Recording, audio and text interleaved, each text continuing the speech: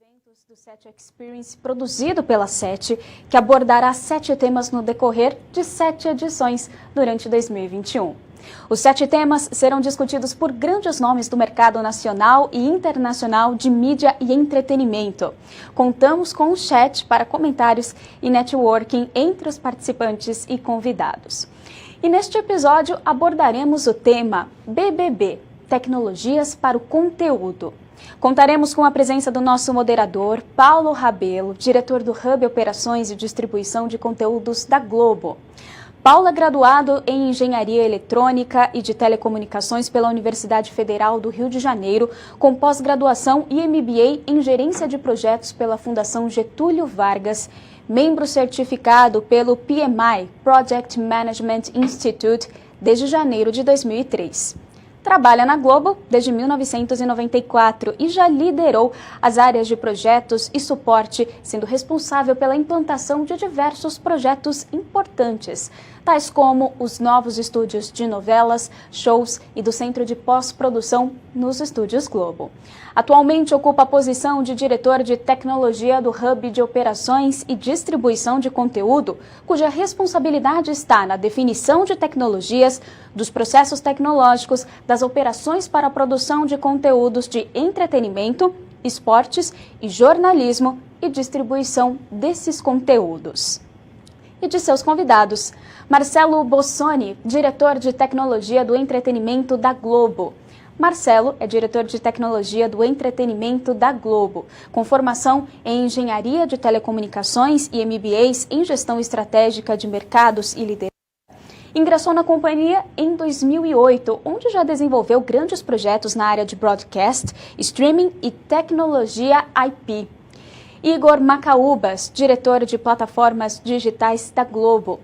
Igor lidera estratégia, arquitetura, roadmap, engenharia e evolução das plataformas de tecnologia que habilitam todos os produtos digitais da Globo, desde os portais G1, GE, G-Show, aos produtos OTT, como Globoplay e canais Globo.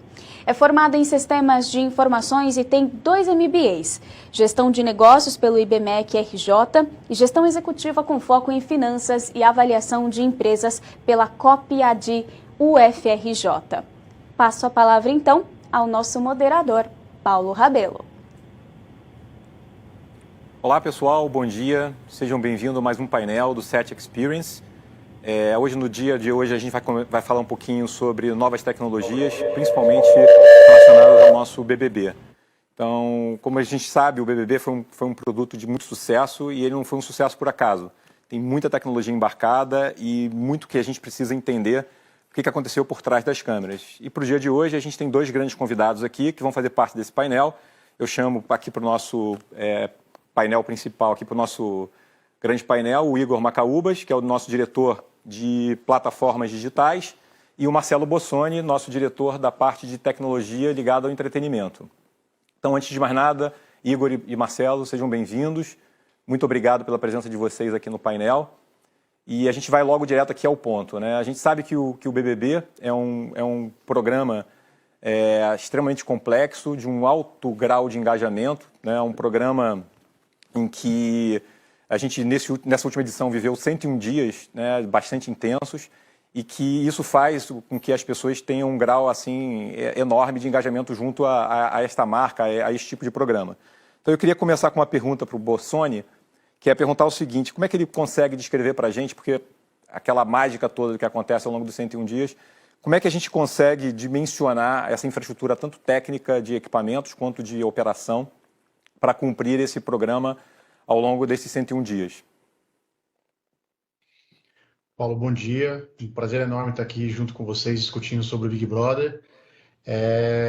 Eu dividiria em 2 grandes partes o Big Brother, né? A gente tem uma primeira grande parte onde acontece o reality, que é de fato o core de toda a nossa operação, onde a gente tem ali controle de produção, que fica disponível para a gente conseguir fazer, né, os 2 PGMs que vão para pay-per-view, as câmeras exclusivas, são mais de 60 câmeras espalhadas por toda a casa para captar toda a dinâmica do jogo. A gente tem, dentro dessas câmeras, a gente trabalha com mais de 10 modelos de câmera por conta da complexidade que é para cada ambiente, para cada modelo que a gente precisa fazer. E temos ali toda a estrutura de edição, pesquisas de material, né? São 24 horas de conteúdo sendo produzido e todo dia a gente precisa contar para o público à noite na TV Globo o que se passou durante as últimas 24 horas. Então, tem um sistema de pesquisa e de edição muito ágil para que a gente consiga dar conta do recado. Mas além desse core principal que a gente tem funcionando no Big Brother, que gera ali esse ano foram mais de 5 mil horas de conteúdo gerados durante os 100 dias, a gente tem uma outra estrutura acontecendo em paralelo que nos possibilita, na verdade, a divulgar esse programa em todas as nossas plataformas, né? Então, talvez seja o programa da Globo hoje que mais use toda a infraestrutura técnica espalhada pelos nossos sites. Então, a gente usa estúdio nos estúdios Globo, com controle no Jardim Botânico para fazer o programa da TV aberta, tanto o Plantão BBB quanto o programa que o Thiago Leifert apresenta à noite. Nós temos estúdio e controle no Ion, fazendo toda a parte do Multishow, BBB Eliminação. A gente tem controle funcionando exclusivo ali para a parte do G-Show, para a entrevista do eliminado. Então, a gente tem um grande core funcionando no site do Big Brother, né, com todas as câmeras, captação, edição, toda a parte do reality concentrada, mas também a gente acabou usando uma base enorme da empresa em outros sites espalhados para conseguir, e aí são mais 3 controles, mais 3 estúdios espalhados por outros sites, para que a gente consiga, de fato, publicar todo esse conteúdo nas diversas plataformas que a gente tem. Legal. Deixa eu fazer uma pergunta para o Igor. Igor, a gente sabe o seguinte, que um sucesso na TV aberta, ele pode gerar grandes, né, problemas para a plataforma digital. Então, o que eu queria que você comentasse conosco é o seguinte, como é que a gente consegue fazer um equilíbrio, né, num programa desse de sucesso, de performance, né, de você ter que ter muita gente, por exemplo, no caso de votação, né, acessando a nossa infraestrutura para querer votar, e como é que a gente consegue equilibrar isso com um tema de segurança, né, para que esses votos não sejam hackeados ou que tenham robôs votando. Como é que a gente consegue fazer esse equilíbrio entre performance e segurança no caso da votação? Olha, é um tema muito polêmico, né? A gente garantir que o que a gente está contabilizando, o que a gente está mostrando para o público reflita a realidade, né? Não foi um robô, foi uma pessoa que foi lá e clicou no botão votar. A gente, no ano passado, BBB 20, a gente bateu o nosso recorde histórico em um paredão com 1,5 bilhão de votos, né? E a gente teve auditoria do Guinness, de um auditor externo também, e tudo certo, nenhum tipo de problema. Só que esse ano a gente mudou muito os nossos mecanismos de segurança para garantir um nível de segurança ainda maior, né? Não que o do ano passado fosse ruim, muito pelo contrário, a gente teve uma performance excelente, mas a gente usou uma nova solução que a gente chama de CAPTCHA, né, para garantir que é o humano que está ali do outro lado votando, que é reconhecidamente no mercado a melhor solução de CAPTCHA disponível. Então a gente no ano passado utilizava uma solução que a gente tinha construído dentro de casa, e esse ano a gente partiu para uma solução de mercado que a gente teve um resultado muito melhor. O efeito colateral é que essa solução é um pouco mais lenta para o usuário, né? E aí a gente teve não chegamos ainda de novo a esse recorde de 1,5 bilhão de votos no mesmo paredão, mas por outro lado, devido ao gigantesco engajamento, você mesmo comentou aí que é um programa que ele tem uma visão, uma tendência multiplataforma, né, que as pessoas engajam de todas as formas possíveis, a gente chegou ao recorde de 3,6 milhões de votos por minuto num dos últimos paredões, que foi um número memorável. A gente não tinha chegado nesse número ainda na nossa solução anterior de CAPTCHA. A segurança ela não é garantida só pelo CAPTCHA, né? O CAPTCHA é um dos componentes que existem ali na asseguramento da segurança da votação. A gente usa diversas técnicas de ofuscação de formulário, de construção dinâmica de elementos na página para evitar você scriptar ou criar um robô que fique procurando o elemento do clique no CAPTCHA ou o elemento do clique no participante para gerar o voto, né? Então, todos esses elementos, todos esses sistemas juntos, eles funcionam em conjunto e a gente tem um mecanismo server-side que determina um score por usuário, né? Então, tem um processamento que vai além do que você vê ali na página, que diz se aquele usuário ali ele está abusando do sistema ou não.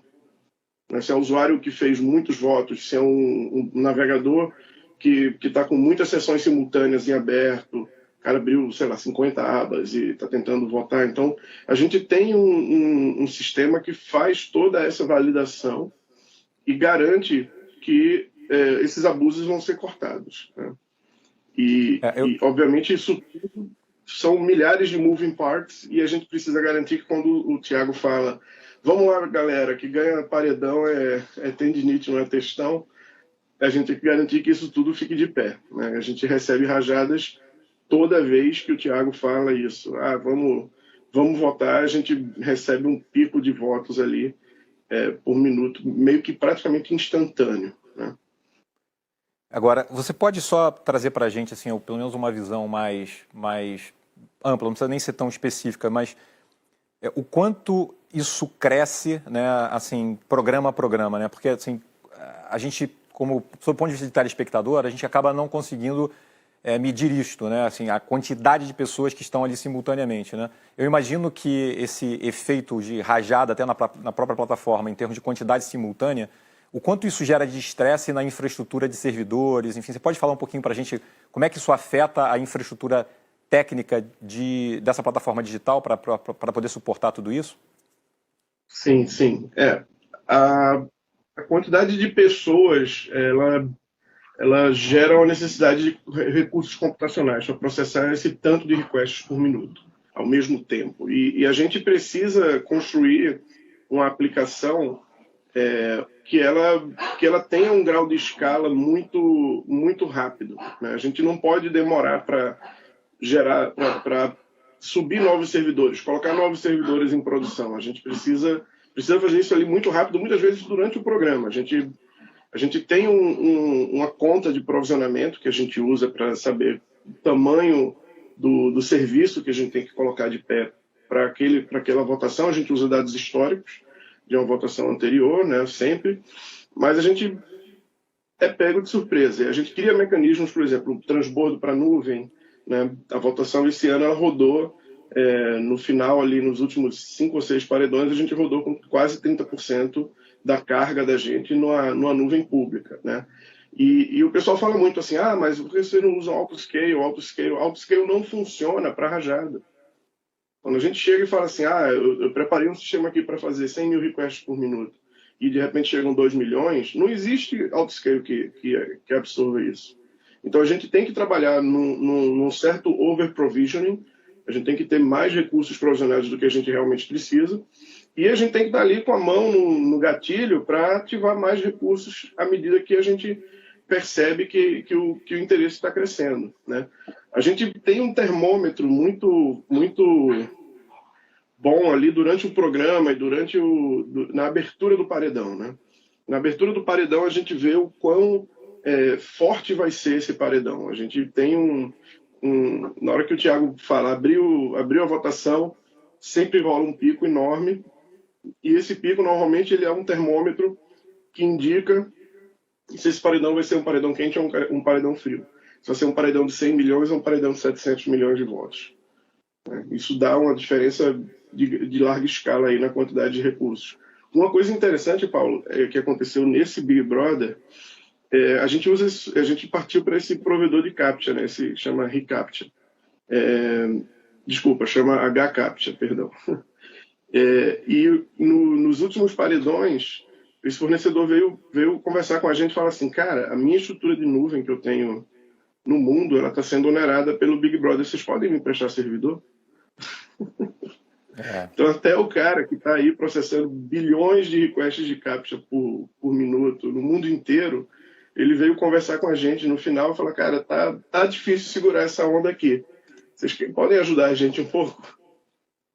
Eu imagino, acho que esse case do Big Brother especificamente, né, com esse engajamento todo gerado, ele faz com que até a nossa indústria, de uma certa forma, se desenvolva, né? Imagino que foi o que você comentou, aplicações, a forma de escalar os servidores, a gente tem um aprendizado gigantesco com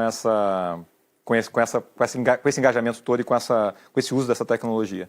Eu queria mudar um pouquinho agora para você, Bossoni, porque não é uma tarefa fácil. A gente sabe que um programa como o Big Brother, que fica 100 dias direto no ar, o 100º dia foi um bônus que foi feito ainda, eu imagino que tenha uma quantidade gigantesca de pessoas envolvidas, né? Então, eu acho que a pergunta que fica muito para aquela linha do broadcast raiz, né? Como é que a gente consegue manter um foco de uma equipe tão grande, né? Uma equipe multidisciplinar, como é que a gente consegue manter um foco dela por tanto tempo num programa que é 24/7, né? 100 dias ou 101 dias no ano? Quais são as técnicas que a gente tem que fazer de gestão ou até de gestão não só das equipes, mas também de equipamentos, né? Para que possamos manter todo esse ecossistema funcionando bem? Legal. Até antes de responder essa, eu vou até pegar a sua última fala aí que você falou, o broadcast raiz, né? E ali o Igor estava comentando do efeito Rajara tal na plataforma. Eu acho que esse, na verdade, foi o primeiro ano que a gente conseguiu fazer uma integração muito grande do broadcast raiz com o digital e esses dois mundos se falando cada vez mais de uma forma uniforme, né? Então a gente tinha uma parceria, um alinhamento muito grande com a dinâmica que o jogo ia acontecendo e como ia ser mostrado isso na televisão e que até que horas que ia na televisão, para o pessoal do digital também conseguir planejar ali as suas ações, quando que ele precisa colocar mais infraestrutura nos servidores e conseguir planejar isso de forma mais adequada. Então, acho que foi um ano interessante também dessa integração cada vez mais necessária que a gente precisa fazer do broadcast raiz com esse mundo digital, né? Agora, em relação ao engajamento do time durante todo esse período, ele é de fato um grande desafio, porque quando a gente começa a pensar num programa de 100 dias, e você manter o foco e o mesmo grau de entrega, né, de responsabilidade ao longo do programa como inteiro, e a intensidade que ele é muito difícil. E a gente brinca que tem um lema ali do Jeff Bezos, que ele brinca bastante com a questão... Brinca não, né? Ele fala muito sério, na verdade, sobre isso, que é a questão do dia 1, né? De você se manter no dia 1, com aquele mesmo... Quando o primeiro dia de trabalho seu numa empresa, que você tem aquele frio na barriga, que você tem aquela vontade de perguntar sobre tudo, que você tem aquela atenção máxima, que você está com aquela vontade de fazer e aquela tensão que você desprende a todo momento. E a partir do dia 2 você já começa a entrar numa estabilidade, você já conhece muita coisa, você não faz as mesmas perguntas e assim por diante. Então, eu acho que o Big Brother é a grande prova de que o dia 1 existe, o dia 1 funciona durante os 100 dias. Porque quando a gente pega a dinâmica do Big Brother, ele é tão diferente dia após dia, que se a gente não tratar ele como o primeiro dia, todos os dias, de fato a gente se enrola na primeira semana. Então, a dinâmica do jogo, né, como você prepara o jogo e toda a estrutura técnica para funcionar, para você fazer um jogo da discórdia, e para você fazer uma prova do líder, para você fazer uma festa, para você fazer um dia de votação, ele é completamente diferente. Então, a gente acaba sendo levado e tendo na cabeça muito claro que aquele dia tem que ser tratado como aquele primeiro dia. Passou o jogo da discórdia na segunda-feira, na terça votação, e a votação ela tem uma dinâmica completamente diferente, os times têm que estar com a cabeça completamente diferente, então o editor de imagens que vai trabalhar para contar a história na quarta-feira sobre a eliminação na terça, é completamente diferente a cabeça dele voltada para ele contar na sexta-feira o que aconteceu na prova do líder na quinta. Então, isso serve para o diretor de imagens, serve para o operador de câmera, isso serve para toda a cadeia de profissionais que trabalham ali focados no programa, tratar realmente aquele dia como um dia específico e não mais um dia. E aí a gente consegue, de fato, levar os 100 dias com um grau de engajamento muito grande das pessoas. Eu acho que outro ponto super importante, o Big Brother, ele tem uma mágica que é impressionante nele, que as pessoas têm muito prazer de trabalhar ali. Então, o prazer é tão grande que as pessoas se dedicam a um grau ali dentro do programa ao longo dos dias, que quando a gente está ali, na verdade, na primeira semana, parece que já está uns 3 meses trabalhando no Big Brother, de tão intenso que é. Um programa realmente 24 horas por dia, e quando a casa começa com muitos participantes, o grau de atenção é tão grande que todo mundo está ali tão envolvido na história que os participantes estão desenvolvendo e no que está acontecendo na rede social e o que aconteceu no Multishow, aconteceu no Globoplay. Então, o grau de envolvimento das pessoas é tão grande durante tanto tempo que há um engajamento realmente, uma dedicação ao programa que ele é absolutamente diferenciado, acho que, de tudo que a gente faz. Então, acho que talvez o grande segredo seja esse, assim, o grau de engajamento e de desprendimento das pessoas em relação ao programa e, principalmente, essa filosofia de cada dia é o primeiro dia. Não adianta nada ter feito uma excelente prova do líder ontem, se na sexta-feira a festa não for incrível e se no sábado a prova do anjo não for mais uma prova incrível, porque é outro patrocinador que está ali, é outra dinâmica, às vezes o número de participantes é diferente, então é tudo diferente, o local é diferente, então a gente trata realmente aquilo ali como se fosse o primeiro dia do Big Brother até o 100º dia de exibição. Acho que tem um gancho bem legal para a gente poder falar agora, que é a questão seguinte, que antigamente toda a nossa medição, né, com relação à criticidade do programa, ela ficava muito concentrada na TV aberta. Então, a gente era medido pela quantidade de erros, enfim, etc., do que acontecia na TV aberta. Então, ao longo dos últimos anos, a gente vem aumentando muito a quantidade de pessoas que vêm se mobilizando para assistir isso em outras plataformas às 24 horas. Então, o grau de exposição que a gente fica nessas plataformas também é muito grande, né? Então, a exposição ao erro, ela ganha uma dimensão quase que igual da TV aberta.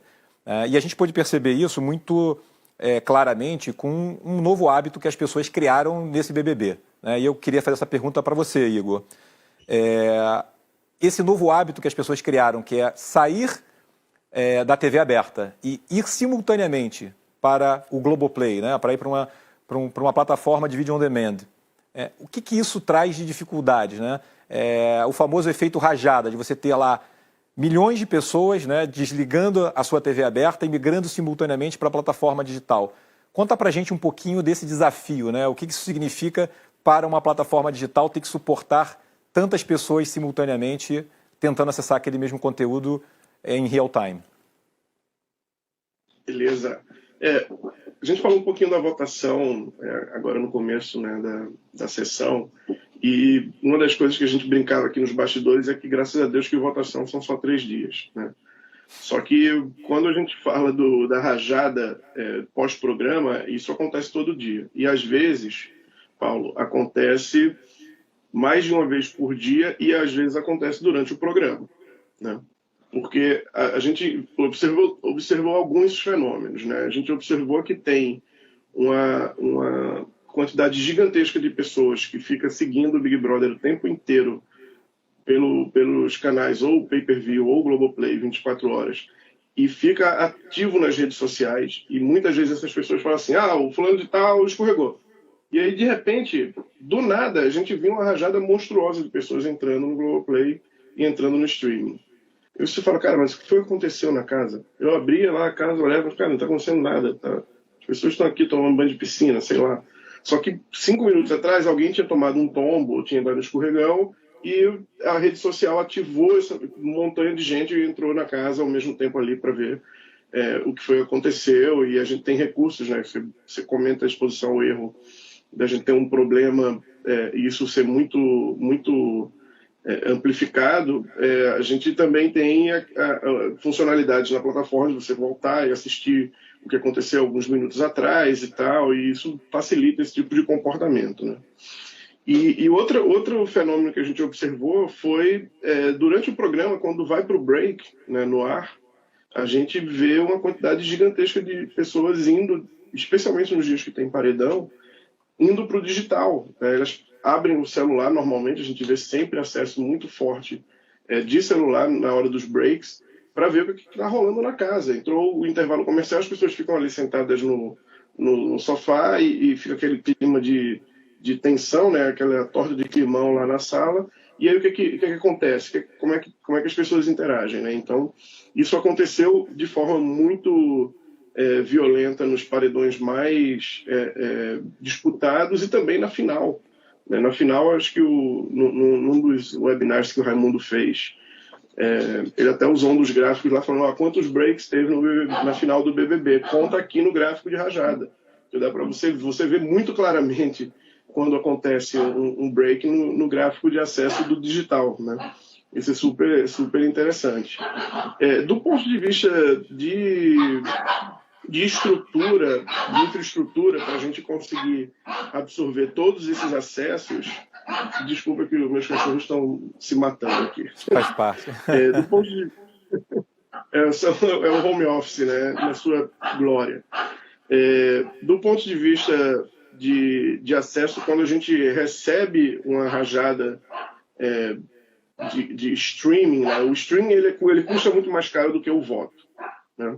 O streaming ele custa muito mais caro do que o voto computacionalmente falando, o vídeo é muito mais pesado para ser carregado, e a gente tem mecanismos de validação, por exemplo, para evitar que um não assinante do Globoplay consiga assistir ao vídeo fechado, que o vídeo do Big Brother é pay-per-view, né? Ele é um vídeo exclusivo para assinantes.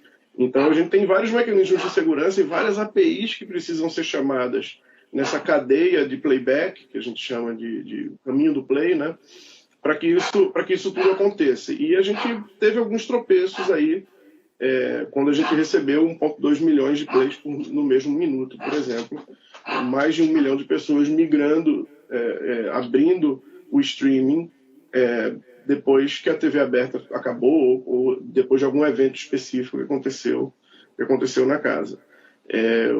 A gente construiu resiliências ao longo do programa para evitar que isso acontecesse, né? Que isso derrubasse ou que isso gerasse uma disponibilidade parcial na plataforma. A gente construiu mecanismos de resiliência na plataforma e nos clientes, né, nas aplicações do Globoplay, para garantir que quando o usuário der play, ele vai conseguir assistir o conteúdo no matter what, né? A gente, independente do que aconteça no lado do servidor. Eu acho que vale destacar esse ponto que você comentou, porque acho que as pessoas confundem muito a questão da infraestrutura que a gente tem disponível para simultaneidade, né, de plays, mas o acesso simultâneo ele exige mais nesse pico, né, do que você ter constantemente esse grupo de pessoas disponível ali de uma forma mais constante, né? E isso fica muito claro quando a gente, acho que você pode até comentar um pouquinho sobre isso também, as experiências que os nossos patrocinadores têm quando colocam qualquer tipo de chamada às plataformas deles, né? O quanto isso também afeta as plataformas desses nossos anunciantes, porque como o engajamento é tão grande, quando você coloca um QR Code e fala, vai a esta página agora que tem tal promoção, né? Não necessariamente você vai conseguir acessar aquela página porque ela é derrubada pela quantidade de acesso simultâneo. Eu acho que seria interessante você comentar um pouquinho também sobre isso, né? Essa experiência, porque as pessoas criticam muito dizendo, mas a Globo não deveria estar mais bem preparada para receber essa rajada. Sim, mas essas rajadas foi o que você comentou no início, né? Elas passam por um lado que é de uma imprevisibilidade enorme, né? Então os números são crescentes à medida que a gente vem fazendo as edições dos programas. Esses números também têm uma escala gigantesca. Acho que você poderia comentar um pouquinho sobre isso também, acho que seria legal. Beleza, eu vou aproveitar um gancho de um comentário que você falou, né? A quantidade de pessoas conectadas, ela realmente gera um estresse menor do que aquele pico de pessoas entrando, né? E esse pico de pessoas entrando, ele gera um estresse, inclusive, na infraestrutura de internet das operadoras de telefonia, tá? Não é só na questão do acesso aos serviços que fazem um caminho crítico do Play, não. É porque as operadoras de telefonia e de telecoms e SPs, eles também trabalham com curvas de demanda. Eles não trabalham com retas, picos de demanda. Então, quando você coloca um milhão de pessoas para dentro do streaming, em um minuto, 2 minutos, num intervalo de tempo super curto, a infraestrutura de rede dessas operadoras muitas vezes precisa se rerotear, precisa se acomodar. E isso demora um pouco, às vezes, para acontecer, né? Então, as pessoas também não têm essa visibilidade de que a internet ela funciona de uma forma meio orgânica ali, onde as redes decidem qual o melhor caminho, qual o melhor path para entregar aquele conteúdo, através de protocolos de roteamento, BGP, etc. E esses protocolos eles precisam se adequar quando vem uma enxurrada de tráfego, né? E o Big Brother ele ultrapassa qualquer evento razoavelmente que gere uma curva de demanda e não uma reta de demanda, né? E esse ponto aí que você comentou do QR Code, isso é uma realidade. Toda vez que a gente via um QR Code na tela, a gente abria o celular, apontava para ele e falava: eita, derrubamos o parceiro A, derrubamos o parceiro B. Não vou citar aqui os nomes dos parceiros, mas... E a gente sempre tinha a mesma discussão ali no grupo, falando: pô, pessoal, a gente já falou com o parceiro para dizer que, cara, é sempre uma rajada, é sempre uma pancada. E que eles precisam se preparar, que eles precisam provisionar mais infraestrutura, que autoscale não funciona nesse caso. Eu falei: não, a gente já conversou, já levamos isso para eles inúmeras vezes e tal, mas é o mesmo cenário. Assim, muitas vezes a carga e a quantidade de gente demandando aquele acesso é muito maior do que o pessoal se planejou, né? E a gente gera, né, Paulo, inclusive indisponibilidade de estoque, né? Teve o caso lá dos celulares da Samsung que não duraram até o final do programa. É um fenômeno realmente muito, muito grande, realmente. Bom, eu queria passar um pouquinho para você, Bossoni, porque quando a gente fala de um programa desse nível, existe sempre aquela tendência de nós, engenheiros, querermos propor soluções tecnológicas novas, enfim, fazer sempre coisas diferentes, né?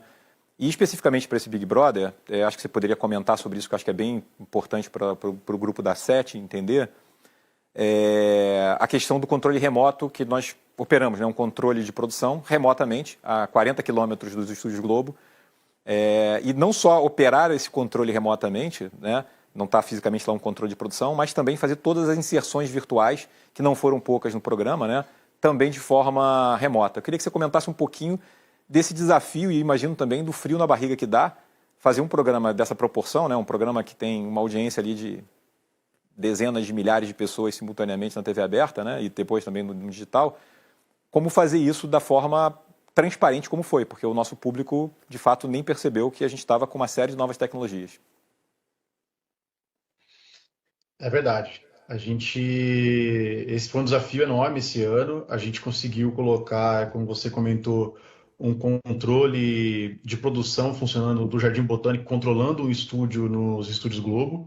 E aí a gente começou, na verdade, a discutir como faríamos isso quase 6 meses antes do programa começar, com a direção do programa, com todos os profissionais envolvidos, qual era a melhor maneira de isso realmente ficar seguro para todos nós, né?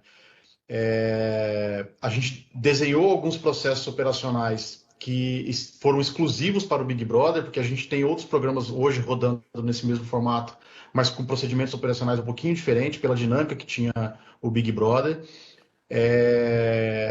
Todo o nosso sistema nossos processadores de renderização também estavam no Jardim Botânico, e as nossas câmeras com a sensorização no estúdio, dentro dos Estúdios Globo. E aí toda a nossa parte de redundância, então tínhamos fibras por caminhos diferentes, micro-ondas, enfim, toda uma parte de infraestrutura de encaminhamento de sinais entre os dois sites, com uma infraestrutura muito robusta para que nada acontecesse. A gente começou a pilotar o programa ali por volta de dezembro, mais ou menos, todas as dinâmicas do programa, todas as saídas e chegadas de apresentador ao virtual, o quanto o nosso tempo de resposta era rápido para isso. A gente tinha um outro desafio enorme, porque nosso controle de produção funcionando no Jardim Botânico inseria ainda mais delay quando o Thiago falava dentro da casa. Então, o Thiago dentro do estúdio, dentro dos Estúdios Globo, o sinal dele vinha para o Jardim Botânico no controle e voltava para os Estúdios Globo dentro da casa para conversar com os participantes, né? E o sinal de volta fazia o mesmo caminho. Então, era um desafio enorme para a gente ali, aquele telão do Thiago e ele conversando com naturalidade com os participantes e que não ficasse um negócio arrastado, né? Foi muito frio na barriga, a gente passou ali dezembro e janeiro com alguns pilotos fazendo, mudamos várias coisas no meio do caminho que a gente começou a entender que não dava certo.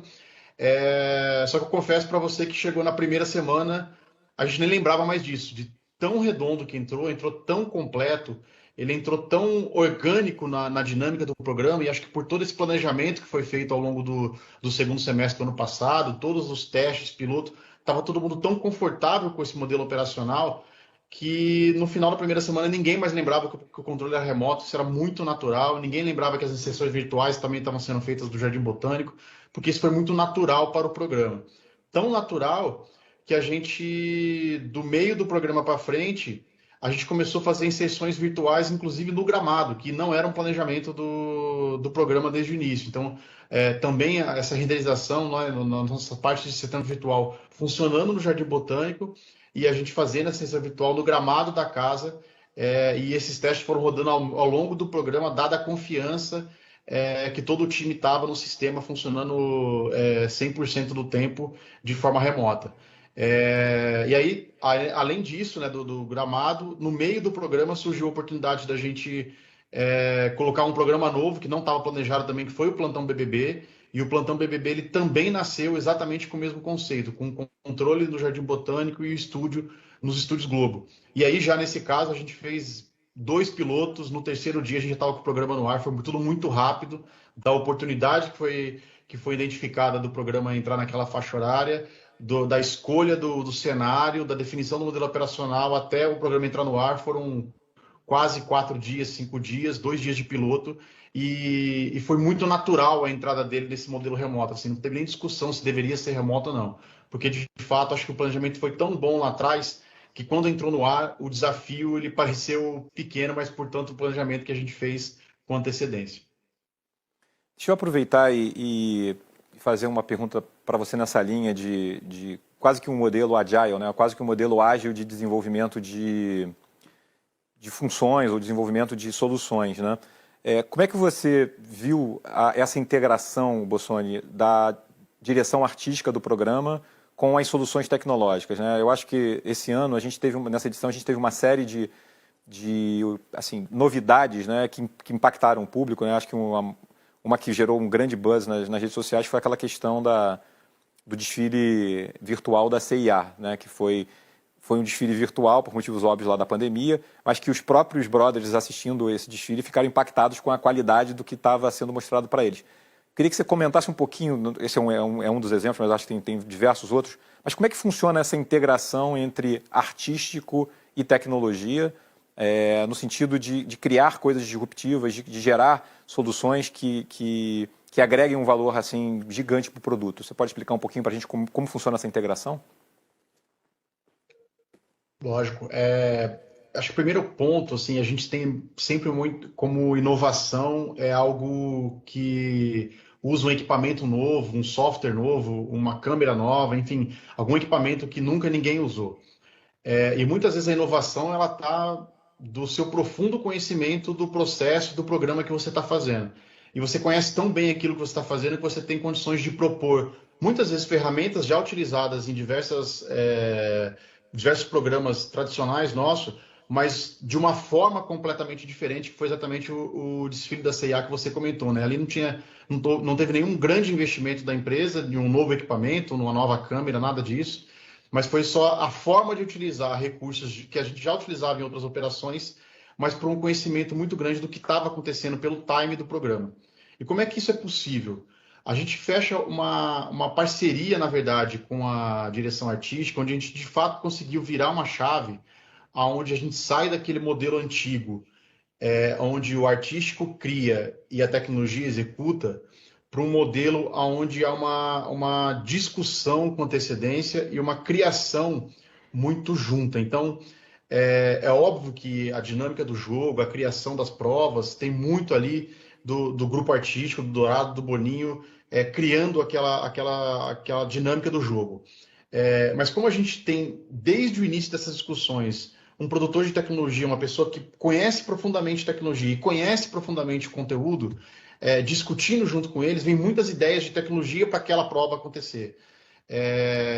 Às vezes uma coisa não pensada, um próprio desfile, assim, poderia ter sido um desfile gravado e passado numa televisão, mas quando tem uma pessoa de tecnologia no nascedouro da ideia do desfile, discutindo como é que nós vamos fazer aquele desfile de forma segura para impactar o público, vem uma ideia de fazer algo diferenciado, vem uma ideia de fazer algo que a gente não estava acostumado a fazer, e se talvez não tivesse ninguém de tecnologia no nascedouro da ideia, isso ia chegar tão tarde, uma demanda para fazer um desfile legal, que não daria mais tempo da gente planejar e pensar uma coisa legal. Então, eu acho que o grande segredo, e aí a gente tem isso para provas, a gente tem isso para festas, a gente tem isso para a dinâmica do jogo do programa, onde há um diretor artístico criando, pensando na sua forma do conteúdo, há também um profissional de tecnologia, um produtor de tecnologia grudado o tempo inteiro com ele, discutindo as coisas como devem ser feitas, trocando ideias, trocando informações, trocando experiências,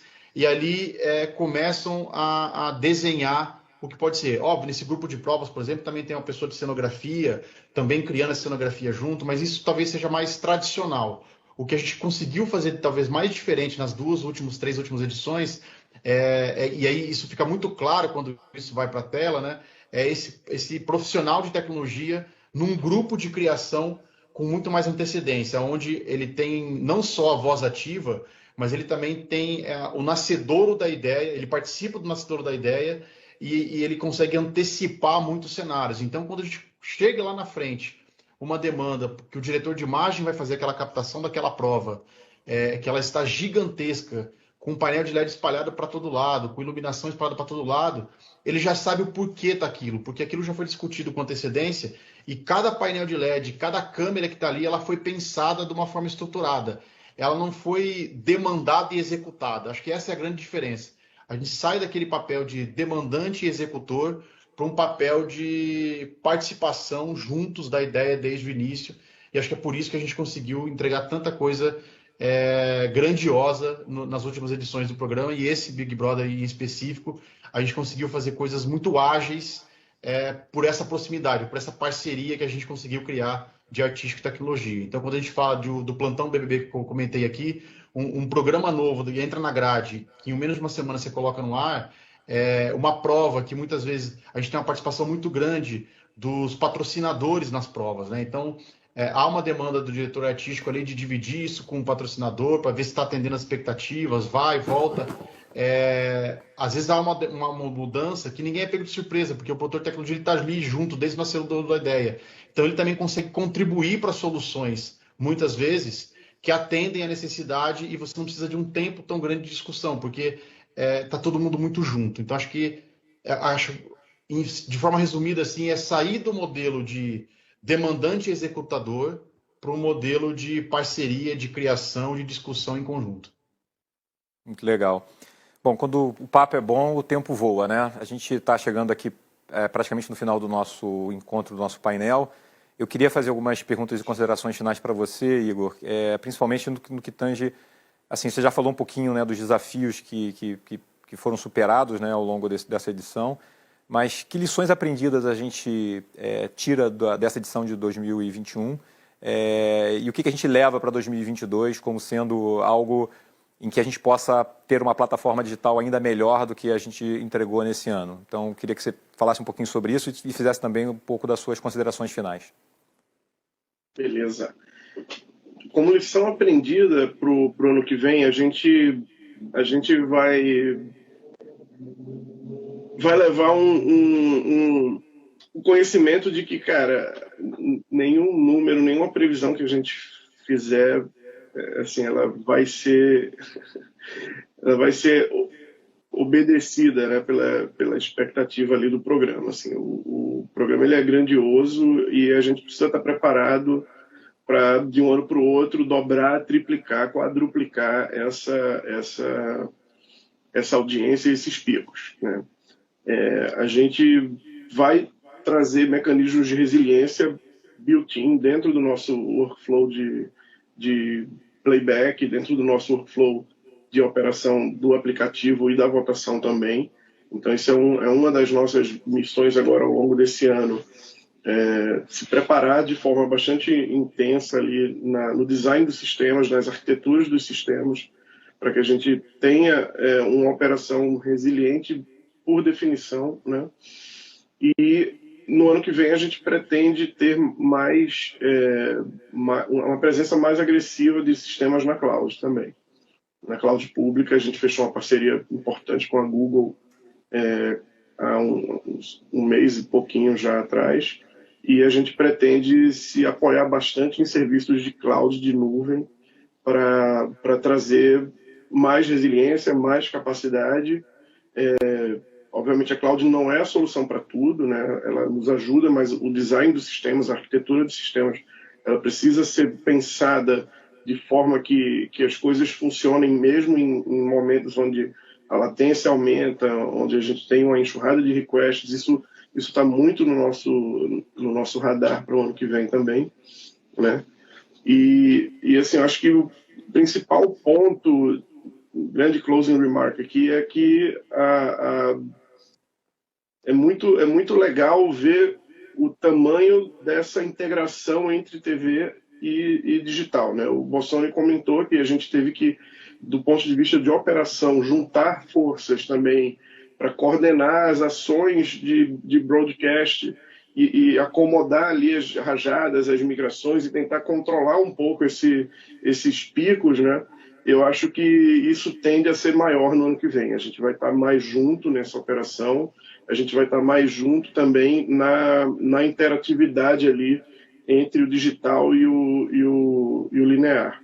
Eu acho que esse é um grande takeaway para o ano que vem do BBB. Muito legal, muito legal.